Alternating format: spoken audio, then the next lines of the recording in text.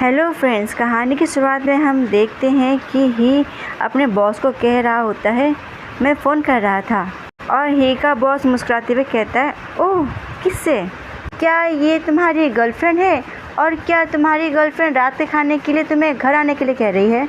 और फिर ही अपने बॉस की बात काटते हुए कहता है, अरे नहीं चीफ गू, चलिए हमें अंदर चलना चाहिए, ज़्यादातर लोग पहले ही अंदर जा चुके हैं। फिर चीफ गू ही के गले में हाथ डालते हुए कहता है, तो चलो। और ही कहता है, ठीक है। और फिर हमें दिखाया जाता है कि सब लोग पार्टी एंजॉय कर रहे होते हैं। और फिर ही फ़ोन को देख रहा होता है और चीफ गू उसके करीब आके देखते हैं और उससे कहते हैं, तुमने ज़्यादा खाना नहीं खाया, क्या ये खाना तुम्हें पसंद नहीं है? और चीफ की बात सुन कर के ही कहता है मुस्कुराते हुए, अरे नहीं, वो मैं रात को कम ही खाता हूँ। और फिर चीफ उसकी बात सुन कर के अपने हाथों को उसके होठों तक पहुँचाते हुए उसके होठों को साफ़ करते हुए कहता है, ओह तो ये तो तुम्हारी बहुत अच्छी हैबिट है। और कहता है, ही गू, जो बात मैंने तुम्हें लास्ट टाइम मेंशन की थी, क्या तुमने उस पर कुछ विचार किया? और उसकी बात सुन कर के ही शौक होते हुए कहता है, मैं। और फिर चीफ कहता है मुस्कुराते हुए, मेरा नशे में होना स्वाभाविक है, मैं जानता हूँ कि तुम भी मुझे अपने समझ से परे ही पाते हो। मैं 30 वर्ष का हूँ और इस पद पर काम कर चुका हूँ और मेरा जीवन पहले से ही बहुत स्थिर है, और फिर भी ये एक बड़ी उथल पुथल आ गई है। और फिर ही उससे कहता है, मुझे लगता है कि चीफ गू ने पहले ही हर कदम पर ध्यान से विचार कर लिया है। ऐसे भी वहाँ आपको काफ़ी अच्छे वार्षिक वेतन प्राप्त हो रहा है और मुझे ऐसा नहीं लगता कि ये आपके जीवन में ज़्यादा बड़ा उथल पुथल करेगा। और ही की बात सुनकर के चीफ गू कहता है, हाँ ये अच्छी बात है, लेकिन मुझे तुमसे अलग होना बिल्कुल भी अच्छा नहीं लग रहा है। प्लीज़ इस बात पर पुनः विचार करें कि तुम मेरे साथ आना चाहते हो या नहीं। और फिर ही अपनी गिलास को उठाते हुए टोस्ट करते हुए कहता है, ये टोस्ट चीफ गू के लिए। मैं आपको आपकी नई नौकरी और अपने सपनों को साकार करने के लिए शुभकामना देता हूँ। ऐसा वे गिलास को आगे की तरफ बढ़ाते हुए सबको दिखाते हुए कहता है। और फिर चीफ गू मुस्कुराते हुए देखते हैं। फिर वे अपना गिलास ही के गिलास से टकराते हुए कहते हैं, ठीक है, मैं समझ गया। और फिर चीफ गू अपने शोल्डर से ही का शोल्डर टच करते हुए उनसे कहता है, लगता है आज का दिन तुम्हें पागल बना रहा है, क्या कुछ गलत हुआ है? और ही उनसे कहता है, हाँ वो थोड़ी सी छोटी सी बात है। फिर चीफ उसके सर पे पैट पैट करते हुए कहते हैं, ओह अगर ऐसी बात है तो तुम पहले जा सकते हो। और क्या तुम गाड़ी चला पाओगे? क्या मुझे ड्राइवर को जाने के लिए देना चाहिए तुम्हारे साथ? चलो अब जल्दी से वापस चले जाओ, ठीक है? और फिर बाहर निकलते हुए गू उससे कहता है, ठीक हूँ, शुक्रिया चीफ गू, मैं किसी और दिन आपको मील ऑफ़र करूँगा। और फिर चीफ गू उसे बाय करते हुए कहता है, ठीक है, रास्ते में सावधानी से जाना। और फिर हम देखते हैं कि ही सॉन्ग के घर के पास पहुंच जाता है और उसके हाथ में एक पैकेट होता है जिसमें कि सॉन्ग के फेवरेट मोंगटोंग्स होते हैं। और फिर ही सॉन्ग के घर के बेल को रिंग करता है और ही देखता है कि कोई अनजान इंसान ने दरवाज़ा खोलता है और वो इंसान ही को कहता है, मुझे पास कर दो और बताओ कितना हुआ। और ही कहता है 45।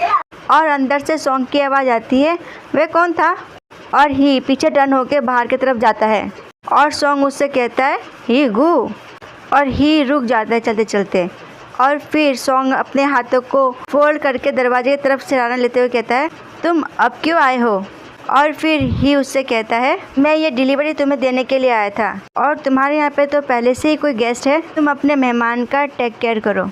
और सॉन्ग गुस्से में उससे कहता है, मैंने कहा वापस आओ। और मन में कहता है, क्या ये जेलस है? ये तो बड़ी दिलचस्प बात है। जब वो बिस्तर में होता है तो मैंने उसे कभी भी कोई अन्य भाव दिखाते हुए नहीं देखा है। और वह अनजान लड़का सॉन्ग से कहता है, हैंगे ये कौन है?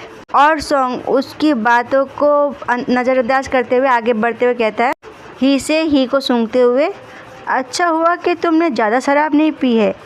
क्या वह डिनर पार्टी नहीं थी? तो तुमने ज़्यादा शराब क्यों नहीं पी? और फिर ही उस लड़के से पैकेट लेते हुए अंदर आते हुए कहता है, मैं वहाँ से पहले ही आ गया। और फिर सॉन्ग चिल्लाते हुए उसे चीरते हुए कहता है, मैंने तुम्हें 6 बजे आने के लिए कहा था पर तुम नहीं आए। क्या मैंने तुम्हें ये कहा था कि मैं तुम्हारा इंतज़ार करूँगा? और फिर सॉन्ग जियान चेयर में बैठ जाता है और ही खाने के पैकेट को टेबल पर रखता है और ही कहता है अगर अब मेरा कोई काम नहीं है तो मैं चला जाता हूँ। और सॉन्ग एटीट्यूड में उससे कहता है वापस जाने से पहले जूठे बर्तन साफ कर लेना और नहीं तो ये कमरा छोटा पड़ जाएगा। और फिर वह अनजान लड़का सॉन्ग के पास आके उसके हाथ को पकड़ लेता है। हेंगे, मैं इसे साफ कर दूंगा, तुम इसे जाने के लिए कह सकते हो। और फिर सॉन्ग ही से कहता है हीगू, क्या तुमने इसे पहचाना? और ही पीछे मुड़ते हुए देख के कहता है हाँ, मैंने इसे टीवी में देखा है। और वो लड़का अपना नाम बताता है, मेरा नाम चोंग जीहू है, ऐसा वे ही की तरफ देखते हुए कहता है। और फिर सॉन्ग वॉन्गटॉन्स खाते हुए ही से कहता है हीगू, जीहू तुम्हारे टाइप का है ना, जैसे कि तुम्हें पसंद है। और ही उसके तरफ देखता है पर वो कुछ समझ नहीं पाता। और फिर सॉन्ग कहता है मुस्कुराते हुए, क्या ये देखने से थोड़ा बहुत फेंग जियान की तरह नहीं लगता, जैसा कि फेंग जियान पहले था? और उसकी बात सुन कर के ही मन में कहता है ये दोनों बिल्कुल भी एक जैसे नहीं लगते। और आखिर इसने फिर से क्यों फेंग जियान को वापस से हमारे सामने ला दिया? स्टील संघर्ष के पन्नों को पलटने की योजना बना रहा है। और जुआन मुस्कुराते हुए कहता है अरे नहीं, देखो तो सही, इसके रेड लिप्स, वाइट टीथ और इसकी लिटिल वाइट फेस को तो देखो, बल्कि ये तो एकदम सेम लगता है पहले वाले जेन की ही तरह, है ना? और फिर हमें बताया जाता है कि जो जुआन ने डिस्क्रिप्शन दिया है वो एक बॉय टॉय के लिए दिया है। और फिर ही उसकी बात को सुनकर कहता है नहीं, बिल्कुल भी नहीं, ये दोनों सेम नहीं है। और फिर सॉन्ग जीहू को रब करते हुए कहता है सर पे, जाओ रेडी हो जाओ। और जीहू मुस्कुराते हुए कहता है ओह ठीक है। और हम देखते हैं कि जीहू मन में कहता है रेडी हो जाओ, जुआन का सचमुच ये मतलब तो नहीं हो सकता है ना? और फिर हम देखते हैं कि ही बर्तन धोने के बाद अपना हाथ साफ कर रहा होता है और वहाँ से गुजरते हुए जूल उसको देखते हुए मन में कहता है ये आदमी, इसका फिगर तो अच्छा है और इसका लुक भी ज़्यादा बुरा नहीं है, मेरे ख्याल से मैं कुछ लूज़ नहीं करने वाला।